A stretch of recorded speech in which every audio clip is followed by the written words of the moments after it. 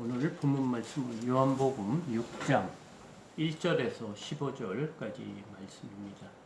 저가 봉독하겠습니다. 그 후에 예수께서 디베랴의 갈릴리 바다 건너편으로 가시매 큰 무리가 따르니 이는 병자들에게 행하시는 표적을 보았음이로라. 예수께서 산에 오르사 제자들과 함께 거기에 앉으시니 마침 유대인의 명절인 유월절이 가까운지라. 예수께서 눈을 들어 큰 무리가 자기에게로 오는 것을 보시고 빌립에게 이르시되 우리가 어디서 떡을 사서 이 사람을 먹이겠느냐 하시니 이렇게 말씀하심은 친히 어떻게 하실지를 아시고 빌립을 시험하고자 하심이라. 빌립이 대답하되 각 사람으로 조금씩 받게 할지라도 200데나리온의 떡이 부족하리이다. 제자 중 하나 곧 시몬 베드로의 형제 안드레가 예수께 여짜오되 여기 한 아이가 있어 보리떡 5개와 물고기 2마리를 가지고 있나이다. 그러나 그것이 이 많은 사람에게 얼마나 되겠사옵나이까. 예수께서 이르시되 이 사람들로 앉게 하라 하시니 그곳에 잔디가 많은지라. 사람들이 앉으니 수가 5천 명쯤 되더라. 예수께서 떡을 가져 축사하신 후에 앉아 있는 자들에게 나눠 주시고 물고기도 그렇게 그들의 원대로 주시니라.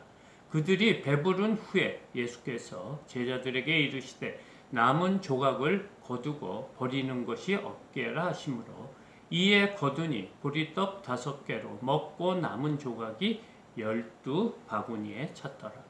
그 사람들이 예수께서 행하신 이 표적을 보고 말하되 이는 참으로 세상에 오실 그 선지자라 하더라. 그러므로 예수께서 그들이 와서 자기를 억지로 붙들어 임금으로 삼으려는 줄 아시고 다시 혼자 산으로 떠나가시니라. 아멘. 오늘 굉장히 유명한 본문 말씀입니다. 너무나 잘 아는 오병이어 기적에 관련된 말씀입니다. 그래서 이 설교를 여러분들이 굉장히 여러 번 들었을 거예요. 그래서 오늘 이 본문을 가지고 제목을 오병이어로 본 우리의 믿음. 그러니까 이 오병이어가 일어난 기적을 통해서 우리의 믿음이 어떤가 하는 그런 제목으로 은혜를 나누고자 합니다. 오늘 여러분들이 벌써 오병이어라고 하면 벌써 감을 잡을 거 아니겠어요? 꼬마 어린 아이가 떡 5개와 물고기 2마리로 예수님께서 5,000명, 그러니까 장정만 5,000명이니까 거기에 여자들도 있었고 어린아이도 있었고 막 이러기 때문에 보통은 한 2만 명이라고 생각하고 있습니다. 그런 기적을 베푸시는데 예수님께서 이 오병이어를 기적을 통해서 우리에게 무엇을 말씀해 주시려고 하는지 그 포인트를 찾는 것이 오늘 말씀의 핵심입니다. 대부분은 우리도 어렸을 때 이런 말씀을 들으면서 목사님들이 우리의 작은 정성을 드리면서 그 작은 정성이 기적으로 예수님한테 갔을 때 기적으로 일어난다는 그런 말씀을 들었는데 과연 그것이 이 본문에 말하려고 하는 예수님이 오병이어를 이렇게 기적을 일으킨 그 목적인지 우리가 한번 살펴봐야 되겠습니다. 제가 1절에서 4절까지 다시 한번 읽겠습니다. 그 후에 예수께서 디베랴의 갈릴리 바다 건너편으로 가시매 큰 무리가 따르니 이는 병자들에게 행하신 표적을 보았음이로라. 예수께서 산에 오르사 제자들과 함께 거기에 앉으시니 마침 유대인의 명절인 유월절이 가까운지라. 오늘 본문 시작이 그 후에로 이렇게 시작합니다. 그 후에 예수께서 디베랴의 갈릴리 바다 건너편에 이렇게 가셨다고 합니다. 그러니까 이 그 후라는 것은 예수님께서 어떤 사건에 대해서 얘기를 하고 싶은 거예요. 그러니까 그 사건이 있고 그 후에 예수님께서 바다 건너편, 그 갈릴리 바다 건너편 디베라는 그런 곳으로 갔다 얘기를 하고 있습니다. 지금 그 후라는 것은 우리가 지난주에 들었던 그 예수님이 자신이 하나님의 아들이라는 그런 거를 세 가지 증거를 대면서 얘기했습니다. 말씀하셨어요. 그것을 바리새인들에게, 서기관들 그런 사람들에게 안식일을 범했기 때문에 왜 안식일을 범했냐 하니까 예수님께서 아버지께서 지금까지 일하시니 나도 일한다. 이런 말을 통해서 그가 하나님의 아들 또 하나님과 동등됨에 대해서 바리새인들과 서기관들이 그 비난을 하니까 그 말에 증거를 댄 게 뭐냐? 내가 하나님의 아들이다. 그것을 세 가지 증거로 이렇게 지난주에 말씀하셨습니다. 한번 생각해 보면 먼저는 어떤 거냐? 하나님께서 내게 주신 역사. 그게 뭐냐면 하나님께서 그 예수님에게 주신 역사가 뭐냐? 공생의 기간 동안에 이적과 기적을 일으키는 그런 거라는 거예요. 그러니까 너희들이 내가 기적과 이적을 베푸는 것을 보면 하나님이 보내셨다는 그것을 알 것이다. 그게 증거다. 두 번째는 하나님의 음성이죠. 그래서 하나님께서 세례를 물로 세례를 받을 때 또 변화산에서 올라가서 그럴 때 그런 하나님의 아들이라는 것이 있고, 세 번째는 바로 너희들이 연구하는 이 성경이 무엇에 대해서 나에 대해서 쓴 말씀이다. 이런 식으로 말씀을 하셨습니다. 그러니까 모세가 쓴 모세오경이 바로 나에 대해서 쓴 것이다. 그러면서 이 글을 만약에 믿지 않으면 어찌 내 말을 믿을 수 있겠느냐 하면서 지난주 마지막 구절이 그렇습니다. 그러니까 모세가 쓴 이 너희들이 가장 좋아하는 율법을 이 내용이 나에 대해서 쓴 것인데, 그것을 너희들이 율법을 잘한다고 하지만 이것이 나에 대한 것을 믿지 않으면 너희들은 모세오경도 믿지 않는 거다. 이런 말을 하고 있어요. 그러면서 예수님이 이제 그 후에 어디로 가셨냐면 갈릴리 이쪽으로 갔다는데 4절을 보니까 그 후, 그러니까 예수님께서 그 증거를 댈 때하고 지금하고의 시간이 얼마나 흘렸냐 하면 4절을 보니까 뭐라고 했습니까? 마침 유대인의 명절인 유월절이 가까운지라. 예수님이 예루살렘에 갔을 때도 연못 베데스다 연못에 갈 때도 명절 때 갔어요. 그러니까 명절 때 가서 그런 일이 생겼기 때문에 지금 또 다시 명절이 가깝다 하니까 벌써 1년이라는 세월이 지났다는 겁니다. 그래서 2절을 보니까 큰 무리가 따르니 이는 병자들에게 행하신 표적을 보았습니다. 큰 무리가 예수님을 따라왔다는 거예요. 근데 그 사람들이 따라온 이유는 병자들에게 행하신 표적을 보았기 때문에 왔다는 거예요. 그러니까 예수님께서 1년 동안 무슨 일을 하셨다? 병자들을 많이 고쳤다는 거예요.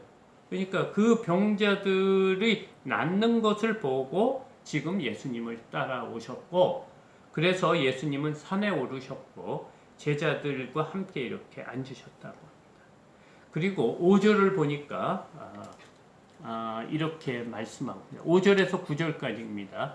예수께서 눈을 들어 큰 무리가 자기에게 오는 것을 보시고 빌립에게 이르시되 우리가 어디서 떡을 사서 이 사람들을 먹이겠느냐 하시니, 이렇게 말씀하시면 친히 어떻게 하실지를 아시고 빌립을 시험하고자 하십니다. 빌립이 대답하되 각 사람으로 조금씩 받게 할지라도 200데나리온의 떡이 부족하리이다. 제자 중 하나 곧 시몬 베드로의 형제 안드레가 예수께 여짜오되 여기 한 아이가 있어 보리떡 5개와 물고기 2마리를 가지고 있나이다. 그러나 그것이 이 많은 사람에게 얼마나 되겠사옵나이까. 지금 이 오병이어의 그 기적의 이 내용을 이제 복음서 4복음서잖아요. 마태, 마가, 누가, 요한복음이 있는데 이 기적의 그 사건을 4복음서가 다 기록하고 있어요. 이 기적이 유일해요. 모든 그 기적이 4복음서에 다 기록된 것이 이 오병이어 기적입니다. 그러니까 이 오병이어 기적이 얼마나 우리에게 주는 큰 의미가 있는지 귀한 사건이라는 거예요. 그래서 4복음서가 다 보고 있는데 오늘 예수께서 눈을 들어 큰 무리가 자기에 오는 것을 보시고 빌립에게 이르시되 우리가 어디서 떡을 사서 이 사람들에게 먹이겠냐 하시니 이런 말을 하고 있어요. 근데 여기서 예수님께서 눈을 들어 큰 무리가 자기에게 오는 것을 보시고 이렇게 말씀합니다. 그러니까 보시지 않고 어떻게 보셨다고요? 눈을 들어 큰 무리를 바라봤다. 근데 이 눈을 들어라는 이 구절을 예수님께서 또 쓰신 적이 있어요. 어디서 쓰셨냐? 사마리아 땅에서 제자들에게 이렇게 말씀하셨어요. 눈을 들어 밭을 보라. 휘어져 추수할 것이 많다. 이런 말씀을 하셨어요. 그게 뭐냐면 너희들이 그 사마리아 지역은 전도 대상으로 생각하지 않았다. 그 영혼에 대한 그 구원에 대한 생각을 안 했는데 예수님께서는 사마리아 지역에 가서 너희들 눈을 들어 보라.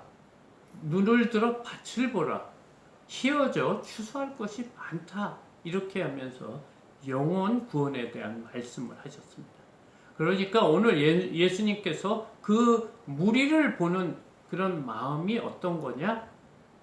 영혼에 대한 구원에 대한 그런 마음으로 큰 무리를 보고 있다는 그런 의미입니다. 그러면서 이 영혼의 갈급한 마음을 가지고 빌립에게 이렇게 말씀을 하신 거예요. 우리가 어디서 떡을 사서 이 사람들을 먹이겠느냐 하시니 6절 포인트가 어디냐 이렇게 물어본 이유가 뭐냐면 빌립에게 6절에서 말하고 있습니다. 이렇게 말씀하시면 친히 어떻게 하실지를 아시고 빌립을 시험하고자 하십니다. 이렇게 빌립에게 야 우리가 어디서 떡을 사서 저 사람들에게 먹이겠느냐 이런 질문을 하신 거예요. 그러니까 예수님께서는 그 6절을 보니까 친히 어떻게 하실지를 알았다는 거예요. 빌립이 어떻게 얘기할지도 알고 앞으로 이 먹일 그 뭐라고 그럴까요? 무리들이 5,000명, 한 2만 명 되는 사람들을 어떻게 먹여야 될지를 알고 빌립을 시험하고자 해서 물었다는 거예요.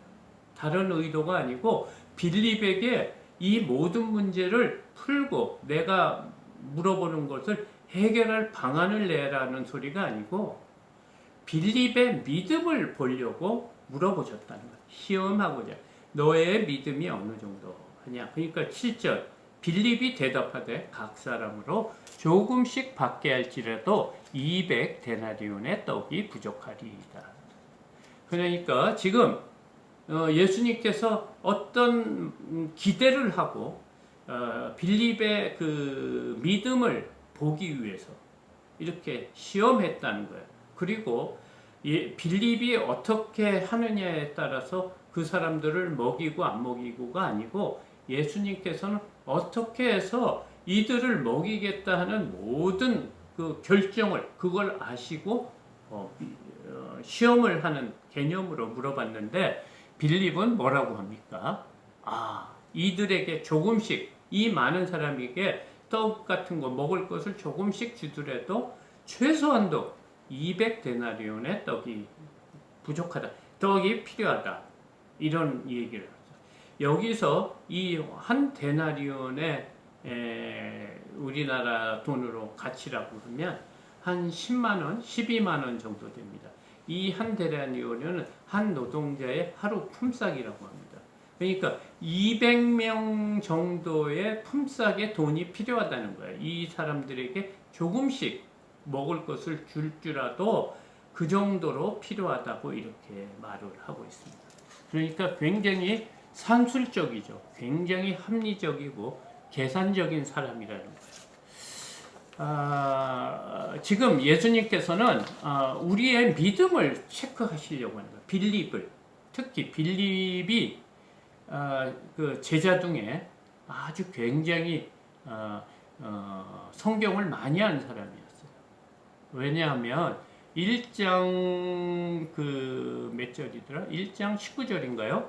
이 빌립이 나다나엘한테 가서 뭐라고 얘기했냐면 너가 모세가 쓴 그 사람 그리고 여러 선지자들이 이야기한 그 사람을 내가 만났다 이런 말을 해요. 그러니까 모세가 쓴 글에서 그 일, 여러 선지자가 말한 그 일을 내가 오늘 만났다. 그 사람이 누구냐? 요셉의 아들 나사렛 예수니라 이런 얘기를 했어요. 그러니까 나다나엘이 무슨 말을 했습니까? 어떻게 나사렛이라는 곳에서 무슨 선한 것이 나오겠느냐 이런 말까지 했던 사람이에요. 그러니까 이 빌립은 구약에 대해서 너무너무 잘하는 거예요. 이 구약의 모세의 율법이 누구에 관련돼서 쓴 거를 아는 거예요. 그리고 여러 선지자를 통해서 하나님께서 이 땅에 메시아를 보내준다는 그런 말도 잘하는, 그러니까 성경을 잘하는 사람한테 물어본 건데 그의 답은 뭐였습니까? 돈을 얘기하는 거예요. 자신이 예수님을 오실 그분이라고 분명히 얘기했으면 예수님도 약간은 그런 기대로 물어보지 않았을까 생각합니다. 너가 이 많은 사람이 있는데 이 사람들을 어떻게 떡을 사서 먹이겠느냐 물어보면 출애굽 때 하나님께서 만나를 내려주신 거 그런 기적이 있지 않습니까? 당신은 하나님의 아들이시니까 이들에게 이 떡을 충분히 줄 수 있습니다. 이런 말씀을 기대하고 물어봤을지도 모릅니다. 그런데 뭐라고 합니까? 돈 200데나리온이 필요하다는 거예요. 먹을 수. 그러니까 이 말은 뭐냐면 이거가 우리에게 지금 예수님이 질문하고 답하는 이 과정 속에서 굉장히 중요한 진리가 있습니다. 지금 빌립은 하나님의 일을 돈으로 해결하려고 합니다. 돈으로 모든 것을 하나님의 일을 하려고 하는 그런 믿음이 있다고 하는 거예요. 이 말이 2000년 전 빌립의 생각만이 아닐 것입니다. 이것이 바로 오늘을 사는 믿는 사람들의 마음이라 그렇게 지금 대변하고 있다는 거예요. 교회들이 하나님의 일을 할 때 먼저 뭐를 생각하냐? 돈을 생각한다는 거예요. 무엇을 한다 그러면 그것을 어떻게 은혜롭게 해서 그 사람들을 어떻게 복음화 시키고 전도해야 되는 거를 의대로, 기도로, 사랑으로 준비하려고 하는 그 마음보다는 먼저 그것이 하려고 하면 예산이 필요하다. 돈이 들어야지 그런 일을 한다. 그런 식으로 지금 교회들이 변하고 있다. 지금 이 말이 너무너무 우리에게 중요한 말씀입니다. 이 믿음이 지금 영적인 게 아니고 다 육적인 방법으로 믿음 생활하고 있다. 예수님께서 지금 이 요한복음 뭡니까? 기적과 이적을 나타내는 것이 기적이 아니고 아주 놀라운 신비한 일이 아니고 표적이라고 했어요. 이 표적이라는 건 뭐냐면 이 기적을 통해서 무언가를 가리키고 있다는 거예요. 이 표적을, 기적을 일으키는 사람을 보고 이 사람이 어떤 분인가를 가리키고 있다는 거예요. 뭡니까? 이 표적을 통해서 하나님의 아들 되심을 가리키는 이런 일인데 이들은 기적으로만 보는 거예요. 능력으로만 보는 거예요. 이들은 우리를 살려주실 우리의 필요를 채워주실 분으로만 그 능력만 본다는 거예요.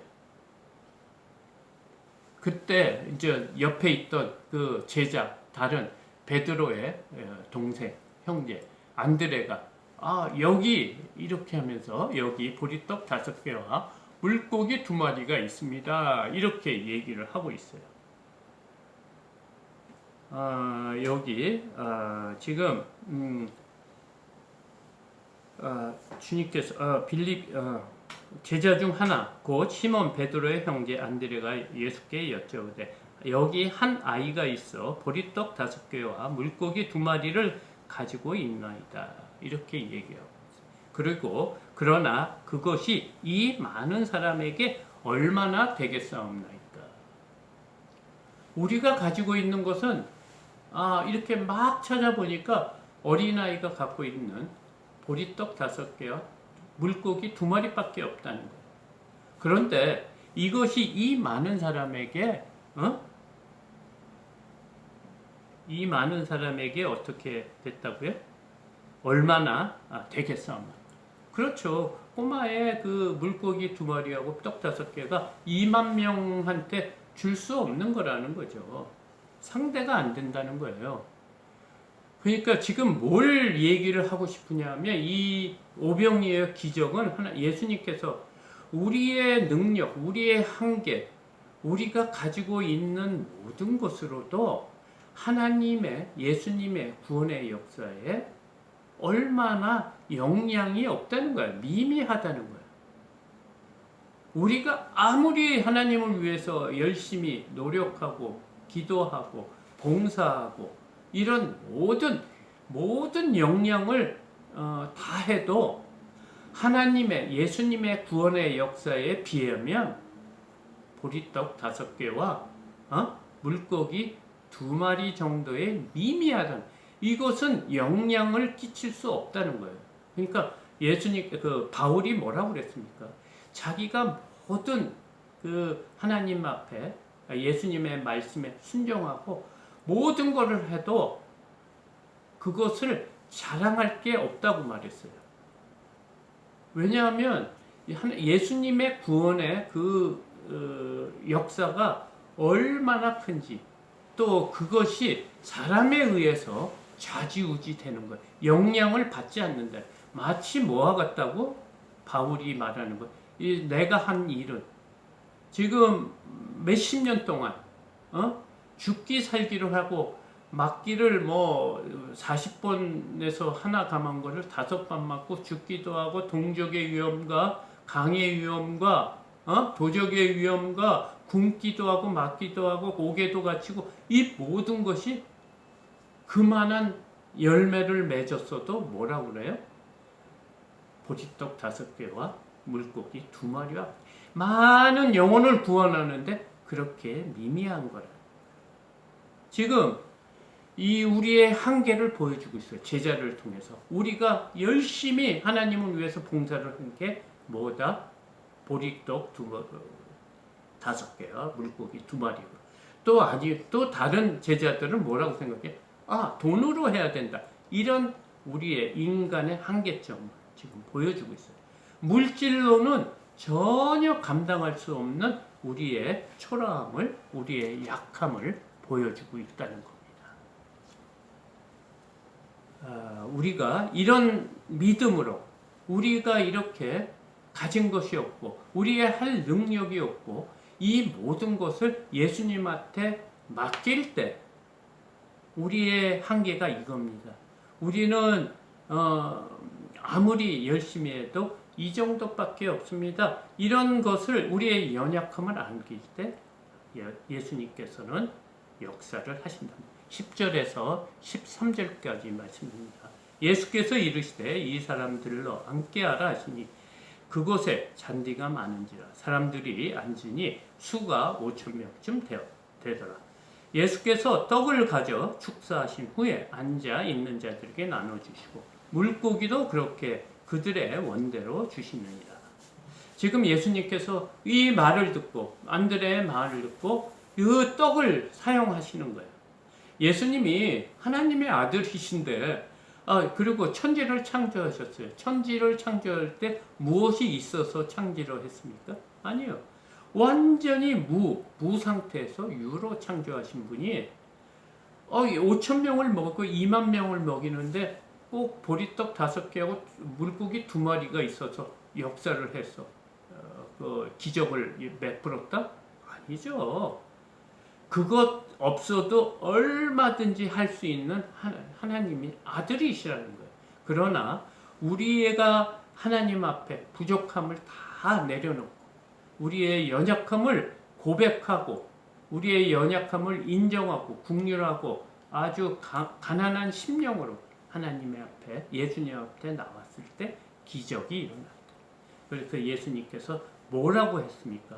바로 떡을 줬습니까? 안 그렇습니다. 10절을 보면 예수께서 이르시되 이 사람들로 앉게 하라 하시니 그곳에 잔디가 많은지라 사람들이 앉으니 수가 5천 명쯤 되었더라. 그러니까 마가복음에서 보면 50명씩 100명씩 앉았다고 합니다. 그곳에는 푸른 잔디가 있었고 그래서 사람들을 질서 있게 일단은 기적이 나타나기 전에 사람들에게 질서를 지금 강조하고 있어요. 예수님께서는 하나님께서는 천지를 창조할 때 공허하고 혼돈하고 무질서한 곳에 질서를 넣었습니다. 그리고 풍성함을 채운 것이 창조의 역사의 원리입니다. 혼돈하고 공허하고 무질서한 것은 믿음과 반대된다는 소리예요. 우리가 신앙생활을 하다 보면 여러 종류의 사람들, 믿음의 사람을 볼 수 있습니다. 거기에 보면 굉장히 뭐라고 할까, 아주 말씀대로 사는 아주 그냥 뭐라고 그러죠? 그런 사람들을 아니 그 신비주의도 있고 또 뭐라고 해요? 고신측을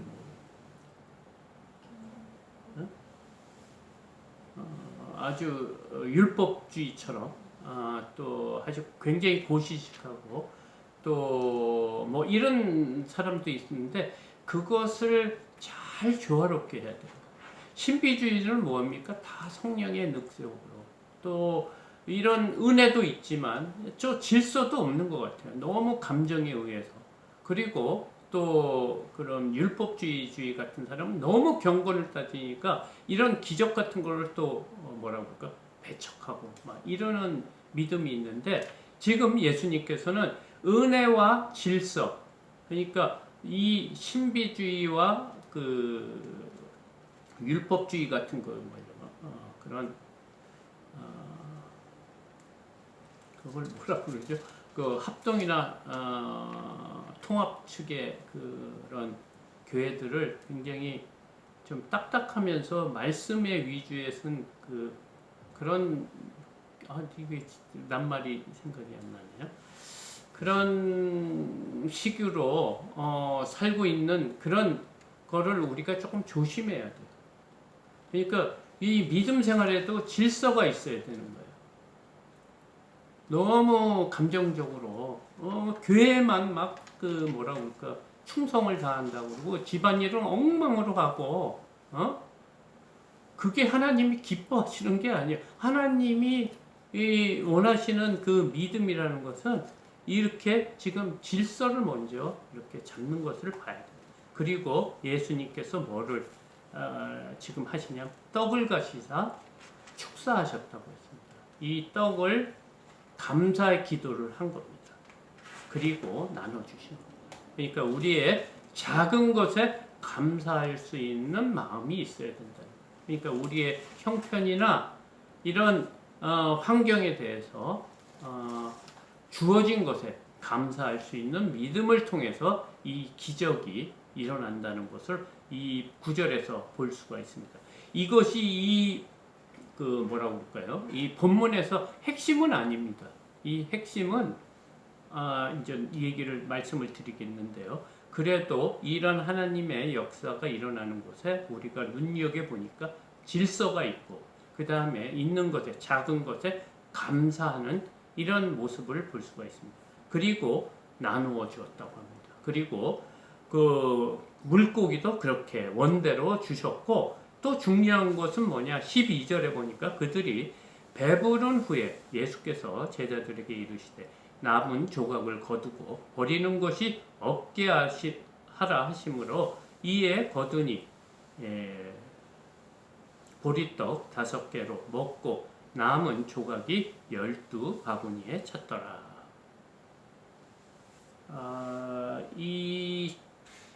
이것을 예수님께서는 이 기적이 있은다면, 풍성한 기적이 있지만 그 다음에 이 남은 것을 이렇게 모으라고 한 것을 볼 수 있습니다. 우리가 하나님의 물질, 하나님이 주신 물질 풍성하게 받고 누릴 수 있습니다. 어떤 사람은 물질의 축복을 받아서 하나님의 그 물질의 풍성함을 누릴 수 있고요. 또 다른 사람은 물질보다 또 아주 지식의, 하나님의 그 놀라운 말씀의 지식의 풍성함도 있을 수 있고, 또 건강이 있을 수 있고, 뭐 자녀도 있고, 모든 것에 풍성함이 있지만 그 다음에 하나님이 주신 그런 재능이나 물질이나 모든 축복을 잘 관리를 하는 거예요.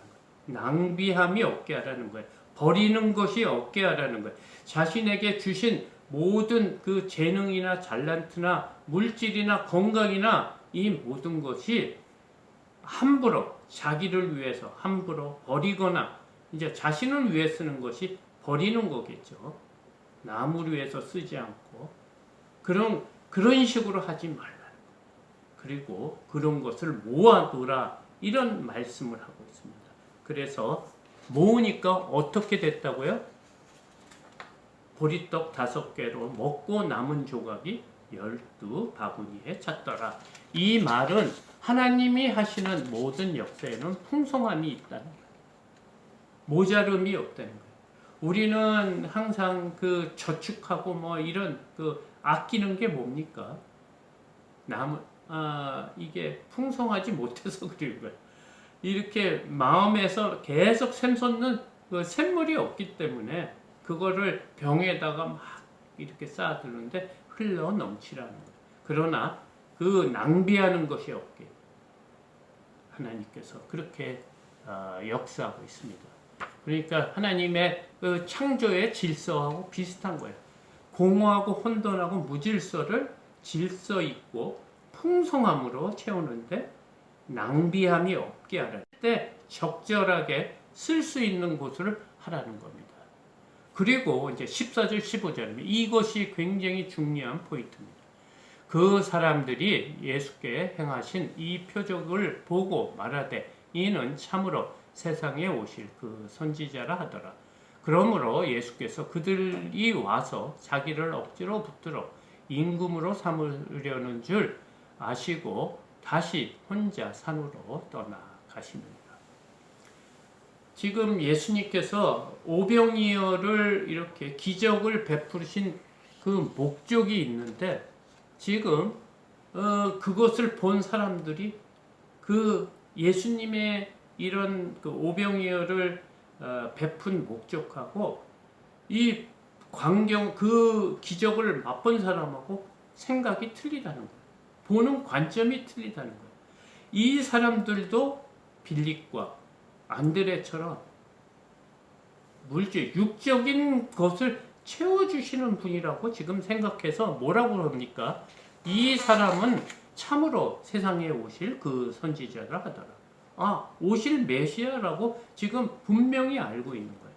근데 여기서 중요한 문제점이 뭐냐? 오실 메시아인데 이 오실 메시아가 어떤 분인지를 모르는 거예요. 지금 오늘 포인트는 이겁니다. 예수 그리스도, 예수님이라는 알고 예수님을 믿지만, 우리가 믿음 생활하지만 믿음을 갖고 믿음 생활하는 목적이 다른 거예요. 예수님은 뭐예요? 영혼을 구원하기 위해서 이 땅에 오셨어요. 영혼을 구원하기 위해서 오병이어를 베푸신 거예요. 이것은 지금 나중에 그 51절에 보면 6장 51절에 보면 이 오병이어에 대해서 예수님께서 뭐라고 그러냐면 나는 하늘에서 내려온 살아있는 떡이니 사람이 이 떡을 먹으면 영생하리라. 내가 주는 떡은 곧 세상의 생명을 위한 내 살이니라 하시냐. 그러니까 나중에 자신의 영혼의 살을 찌게 하는 영혼의 양식이라는 거예요. 그것을 말하기 위해서 오병이어를 했는데 사람들은 이것이 육적인 우리의 그 부족함을 채워줄 수 있는 분이라고 생각해서 어떻게 해요? 메시아인데 우리의 그 부족한 것, 지금 헐벗고 사는 모든 문제, 우리가 지금 로마에서 그 식민지로 사는 이 모든 문제를 해결할 수 있는 그 다윗과 같은 왕이라고 지금 인정을 하면서 그 사람들이 예수께서 뭘로 어떻게 했다고요? 자기를 억지로 붙들어 임금으로 삼으려 했다는 것. 그것을 알고 다시 혼자 산으로 떠나가십니다. 지금 오병이어에 대해서 지금 다 오해하고 있다는 거예요. 지금 목사님들의 설교도 이것이 물질의 축복으로 설교하시는 분들이 많다고 이거예요. 그거와 정반대의 얘기를 하려고 하시는 거예요. 나는 이런 너희의 필요한 육적인 그 필요를 채워주려고 이 땅에 오시지 않았다는 거예요. 나는 너희들을 영혼을, 이 물질보다 훨씬 중요한 영혼의 영생을 주러 왔다는 그 말씀을 하시려고 하는데 지금 사람들은 우리의 삶을, 우리의 어려운 형편을, 우리의 건강을, 우리의 물질을 채워주고 그럴 뿐이라고 생각하고 믿음 생활한다. 믿음 생활 막 새벽 기도 가고 금식 기도하고 철야 기도하고 열심히 봉사하는 목적이 이 땅의 축복을 받기 위해서 그런 믿음 생활을 한다는 그런 오늘의 말씀입니다. 사실 저도 이 말에 자유롭지 못합니다. 저도 그렇습니다. 그러나 우리가 성숙한 믿음의 사람으로 사는 것은 무엇이냐? 이 땅에 가지고 있는 모든 것보다 이 땅에 가지고 있는 것으로 하나님 나라를 섬기는 데 사용하고 쓰라는 거예요.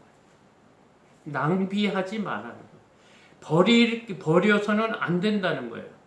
이 남은 것을 잘 보관해서 그것을 다른 사람들에게, 없는 사람들, 선교의 현장에 지금 많이 굶고 있는 여러 나라에 전달해야 된다는 거예요. 오늘 말씀 잘 생각하시고 오늘 오병이어가 우리에게 주는 그 우리의 믿음이 어떤지를 살피라는 그런 말씀입니다. 이 말씀에 은혜를 받고 우리의 한 그 믿음이 어떻게 돼야 될지, 믿음 생활을 해야 될지 다짐하는 저와 여러분이 되기를 축복합니다. 감사합니다.